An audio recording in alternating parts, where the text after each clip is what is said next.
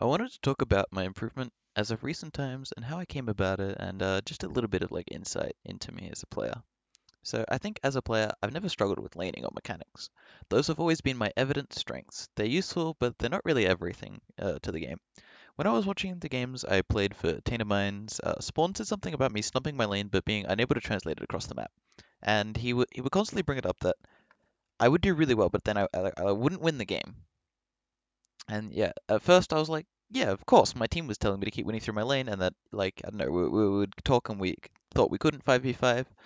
And so yeah, that's what I thought was the reason why. But yeah, after more reflection, the game isn't that easy. You can't win it all through your lane. It's very rare you can just straight up 1v5 a game through lane.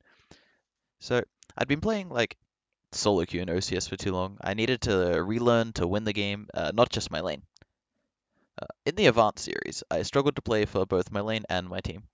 I'd do one and lose focus of the other. If I was laning, I'd try win through my lane, and if I thought I needed to impact the map, I completely sacrificed my lane. I wasn't smart enough to do both.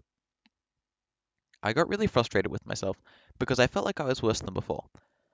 I feel like at a point in time, particularly around when I qualified with Abyss, I had this down a lot better. I watched a lot of LCK VODs, but nothing was really sticking. Something about my play was fundamentally wrong. I tried to tell myself in game, like, what would Cuvée do here? I like watching Cuvée because he'd shove a lot, but yeah, and get lots of vision. But I still like couldn't get into the right mindset. Like, nothing was clicking for me. In my opinion, my turning point was playing versus Dire Wolves in scrims. I'd die like level 3 every game. That just like walk top and smack my head in. Because Chippies would trade with me and crash a huge wave, and then Shonefire would kill me, and then the game would just be lost because I'd be irrelevant.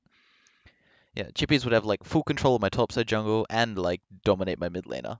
I thought to myself, his lane, like, I don't know, his laning isn't that much better than mine. Why is he winning these games? And I have no impact. Like, admittedly, Chippy's laning is really good and it's probably significantly better than mine.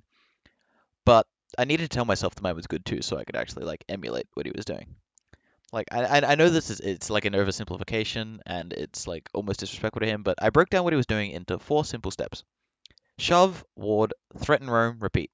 He'd coordinate with his jungler, take your camps, maybe your jungler's life, and then go back to lane. Every time after shoving. Or he'd scout you out and then he'd kill your mid laner. He'd just like push me in and then smack around my team. And he'd never have to hit me, he'd just like kill my team.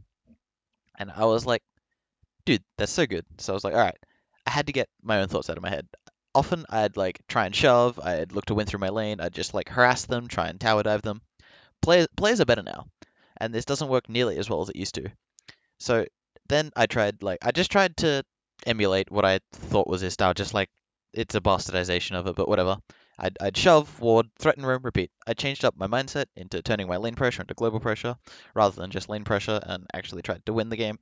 So yeah, I like to think that it showed in the Tainted Mind series, compared to my previous series. And yeah, I'm super excited to play the next split because I feel like I'm a much better player as of now. Because yeah, I don't know. This may be like really simple and possibly a giant like oversimplification of everything, but sometimes the biggest improvements come from the simplest of changes.